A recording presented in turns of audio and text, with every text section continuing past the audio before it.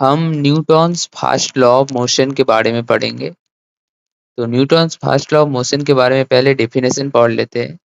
Newton's first law of motion, also known as the law of inertia, states that an object at rest will stay at rest and an object in motion will stay in motion at a constant speed and same direction unless acted upon by an unbalanced external force।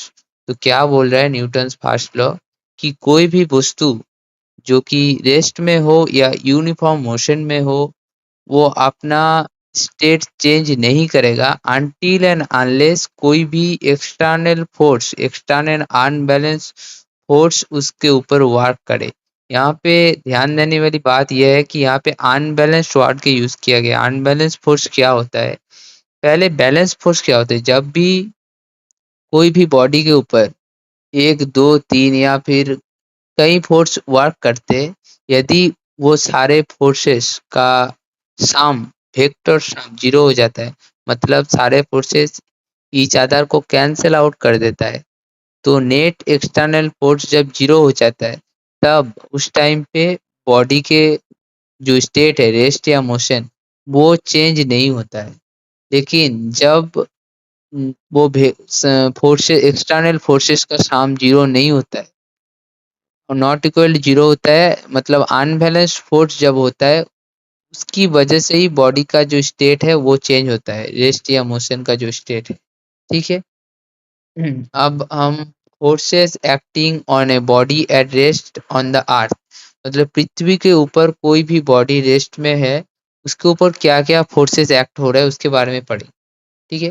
First thing तो gravitational force या फिर जिसको wait बोलते हैं, weight body का, वो है mg। वो डाउनवर्ड वर्क करता है। उसके रिएक्शन में ऑपोजिट डायरेक्शन में अपवर्ड डायरेक्शन में बॉडी के ऊपर एक नॉर्मल रिएक्शन फोर्स भी वर्क करता है। ठीक है। अब ये जो दोनों फोर्सेस है,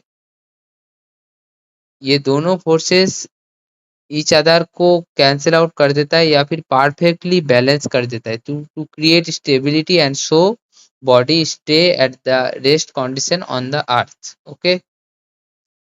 नाउ यहाँ पे क्या लिखा गया है? Always you have to remember that there may be many external forces acting on a body, but if those forces cancels each other, that is net external force is zero. जो मैंने पहले भी बताया कि नेट एक्सटर्नल फोर्स यदि zero होता है तब उस सिचुएशन में बॉडी का स्टेट का चेंज नहीं होगा, मतलब जो बॉडी रेस्ट पे है वो रेस्ट पे ही रहेगा, जो बॉडी मोशन पे है वो यूनिफॉर्म मोशन में ही रहेगा।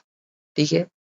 क्योंकि नेट एक्सटर्नल फोर्स यदि जीरो होता है तो net acceleration of the body will also be zero, so the body will not change it's state. ठीक। अब law of inertia, Newton's first law को लॉ ऑफ इनर्शिया क्यों बताता है? Newton's first law is called the law of inertia because it establishes the fundamental principle of inertia। क्या होता है inertia?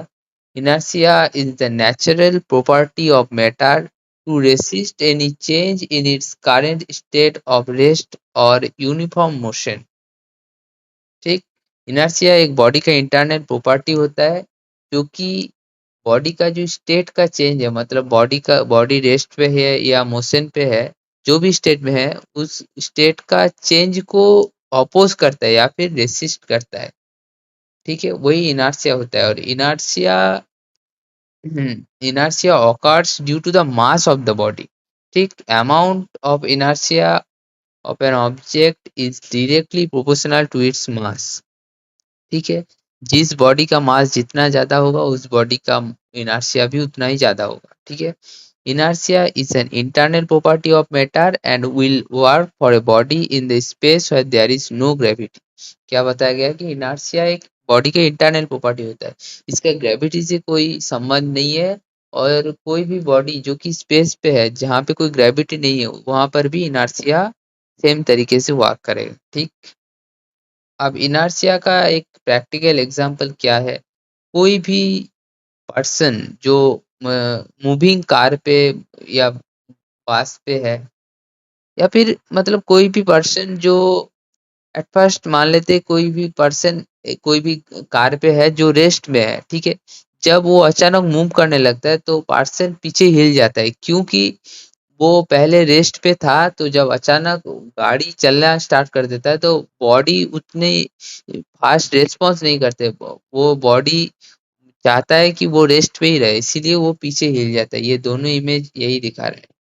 अब इसका उल्टा भी होता है, जब कोई कार मूविंग हो और अचानक स्टॉप हो जाता है तो बॉडी का जो इनर्शिया की वजह से वो बॉडी सामने झुक जाता है, सामने थोड़ा सा चल जाता है। ठीक है। अब यहाँ पे एक चीज बहुत ही इम्पोर्टेंट है कि frame of reference, Newton's law of motion पे ये बहुत ही इम्पोर्टेंट एक पार्ट है। ठीक है, ये धीरे धीरे समझना पड़ेगा। In physics, a frame of reference is an abstract coordinate system used to measure the position, motion and physical properties of object in space and time. क्या होता है कि एक रेफरेंस फ्रेम होता है कि अ, जिसके थ्रू या जिसके बेसिस पे हम बॉडी का कोई भी बॉडी का स्टेट या प्रॉपर्टी, मतलब रेस्ट पे है या मोशन पे है या फिर कोई भी प्रॉपर्टी हम मेजर कर सकते हैं या फिर समझ सकते हैं। It serve as a reference point from which measurements and observations are made, because all motions are relative. ठीक है, क्यों ऑल मोशंस आर रिलेटिव, यहाँ पे एक एग्जांपल से समझ लेते हैं। मान लीजिए दो पर्सन है, ठीक है, one is present in a moving car and other is observing him. ठीक, the person inside the car is at rest, but it's moving for the person outside the car, because the car is moving, so he will say that he is moving with some velocity in same direction. So if we want to calculate his velocity or direction, we need to define some frame of reference, that in reference to this frame this person is moving, because जो person बाहर खड़ा है, कोई moving train का बाहर खड़ा है, वो देख रहा है, उसके उसके लिए वो ट्रेन या फिर कार वो मूविंग है एक वेलोसिटी में। ठीक, लेकिन जो कार के अंदर या ट्रेन के अंदर बैठा है, मान लीजिए कोई भी खिड़की नहीं है, आउटसाइड वो नहीं देख पा रहा है, कोई भी जार्किंग नहीं हो रहा है, कोई भी रिएक्शन नहीं हो रहा है, तो उसके लिए वो कार रेस्ट पे लगेगा कि ये कार भी रेस्ट पे है, क्योंकि कार जिस वेलोसिटी पे जा रहा है उस पर्सन भी वो सेम वेलोसिटी में जा रहा है। ठीक, तो उसके लिए वो कार लगेगा कि रेस्ट में है, लेकिन जो बाहर खड़ा है उसके लिए लगेगा कि कार मूविंग। ठीक है, car is moving. So reference frame is very important in case of any analysis of motion, any analysis of laws of motion. ठीक है। अब दो तरीके का होता है reference frame, inertial frame of reference and non inertial frame of reference.